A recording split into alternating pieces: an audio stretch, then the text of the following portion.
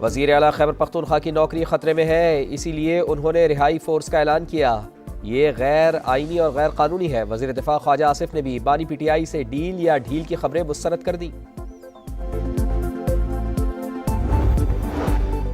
اور حکومت کے ساتھ کوئی ڈیل نہیں ہو رہی، بانی پی ٹی آئی کو علاج کے لیے اسپتال منتقل کیا جائے۔ پی ٹی آئی رہنما اسد قیصر کی سما سے گفتگو، کہا بانی کی رہائی کے لیے فورس بنانے کا فیصلہ ابھی حتمی نہیں۔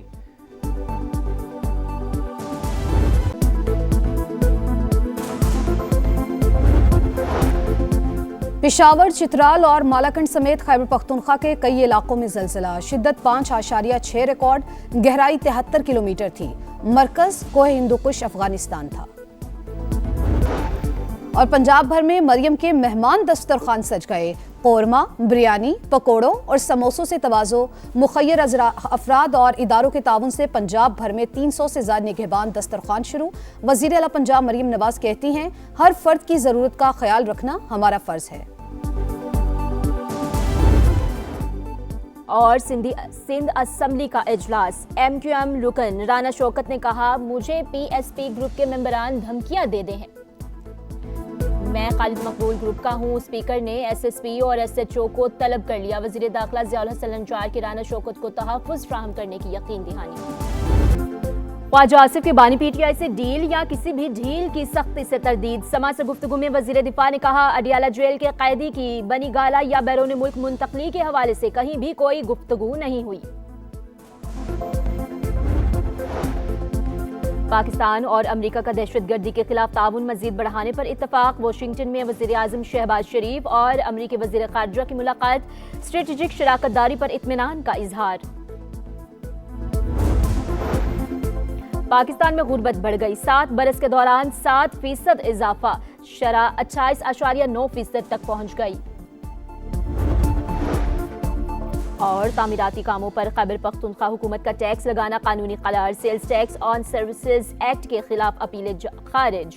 وفاقی آئینی عدالت نے تحریری فیصلہ جاری کر دیا۔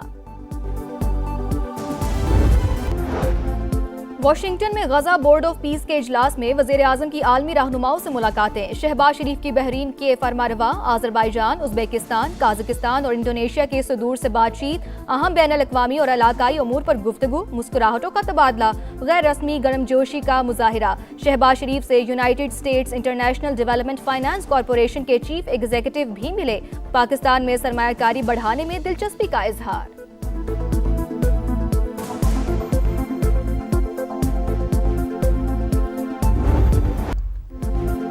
غزہ میں امن کا مشن، عالمی بڑوں کی واشنگٹن میں بیٹھک، امریکی صدر کی زیر صدارت امن بورڈ کا پہلا اجلاس، پاکستان، سعودی عرب، یو اے ای اور قطر سمیت 40 سے زائد ممالک کی شرکت۔ غزہ میں جنگ لڑنے کے لیے فوج بھیجنا ضروری نہیں، دنیا میں 8 جنگیں رکوائیں، 9ویں ختم کرانے کے قریب ہے، امن سے بڑھ کر کچھ نہیں، حماس کو غیر مسلح ہونا ہوگا، ڈونلڈ ٹرمپ کا خطاب، کہا امریکہ غزہ کے لیے $10 ارب دے گا، دیگر ملکوں نے $7 ارب دینے کا وعدہ کیا ہے۔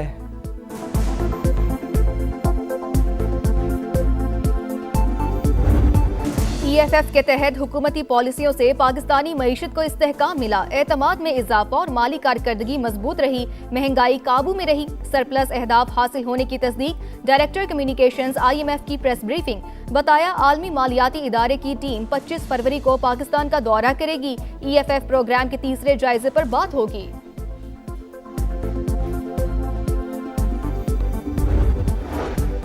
حکومت انوکھی سائل نہیں، عام شہری کی طرح قانون ماننا پڑے گا، عدالت میں پروٹوکول بھی عوام جیسا ہی ملے گا۔ سپریم کورٹ نے فیڈرل سروس ٹریبونل کے فیصلے کے خلاف وفاقی حکومت کی اپیل زائد المیعاد قرار دے کر خارج کر دی۔ ریاست اپنی نااہلی کا بوجھ عدالت پر نہیں ڈال سکتی، دفتری رولز یا انتظامی مشکل وقت کی پابندی سے اوپر نہیں، بیوروکریسی کی سستی کی سزا دوسرے فریق کو نہیں دی جا سکتی۔ جسٹس عائشہ ملک نے تحریری فیصلہ جاری کر دیا۔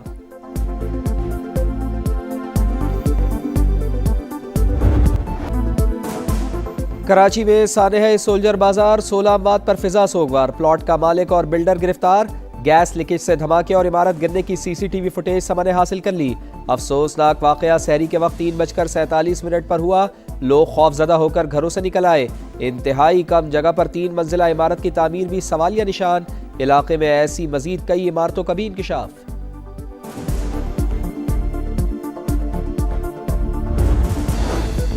पाकिस्तान स्टॉक एक्सचेंज में उतार चढ़ाव, मार्केट में तेजी के बाद फिर मंदी। इंडेक्स 382 पॉइंट्स गिरने के बाद 1,71,787 पर आ गया।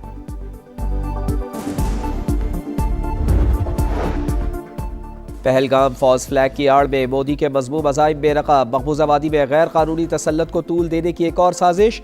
आज़ादी तहरीक को दबाने के लिए मज़ीद 43 चौकियाँ कायम, हर चौकी में 25 एहलकार तैनात। भारतीय सेंट्रल रिजर्व फोर्स ने नई चौकियों के लिए खास साजो सामान हासिल कर लिया। टाइम्स ऑफ इंडिया की रिपोर्ट। दिफाई माहिरीन के मुताबिक पहलगाम वाक़े का जवाज़ महज एक हिकमत अमली है जिसका मकसद कश्मीरियों की सियासी आवाज़ और हक़ खुद इरादियत को दबाना है।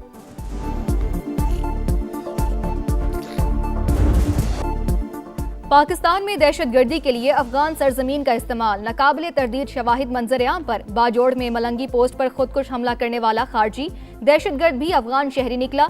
अहमद उर्फ अब्दुल्ला अबूजर सूबा बल्ख का रिहायशी था। माहिरीन के मुताबिक अफगान शहरियों का मुलविस होना तालिबान रजीम की दहशतगर्दों की मुकम्मल सरपरस्ती का सबूत है। दहशतगर्दों को अफगानिस्तान में महफूज पनागाहें मुयस्सर हैं।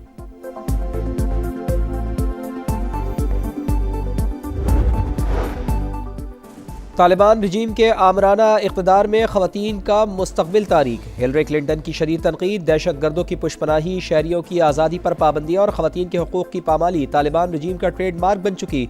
साबिक़ अमरीकी वज़ीर ख़ारजा का बैनुल अक़वामी जरीदे फ़ॉरेन अफेयर्स में मज़मून लिखा, अफ़गान तालिबान मज़हब की आड़ में निस्फ़ आबादी को खामोश करके अपनी ताकत मजबूत कर रहे हैं। माहिरीन के मुताबिक तालिबान रजीम अवामी फ़लाह के बजाय कंट्रोल और नज़रियाती ग़लबे को तरजीह दे रही है।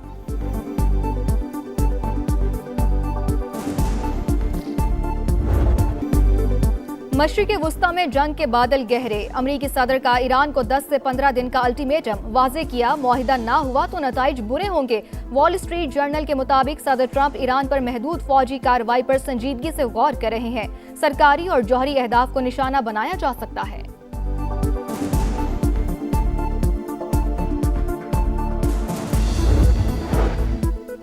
ईरान का जारियत की सूरत में सख्त जवाब का ऐलान। अक़वाम मुत्तहिदा को लिखे ख़त में वाज़े किया कि हमला हुआ तो ख़ित्ते में दुश्मन के तमाम अड्डे और तंसीबात हदफ होंगी। अमरीकी सदर डोनाल्ड ट्रंप के बयानात हकीकी ख़तरा है, तेहरान पहल नहीं करेगा, जंग मुसल्लत की गई तो भरपूर रद्द अमल दिया जाएगा।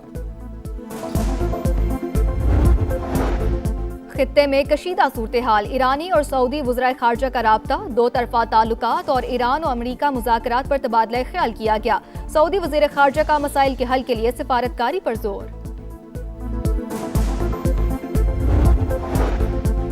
ईरान में तरबियती परवाज़ के दौरान जंगी तैयारा गिरकर तबाह, एक पायलट जामहक दूसरा महफूज रहा। ईरानी मीडिया के मुताबिक तैयारा सूबा हमदान में रात के वक्त हादसे का शिकार हुआ, तहक़ीक़ात जारी।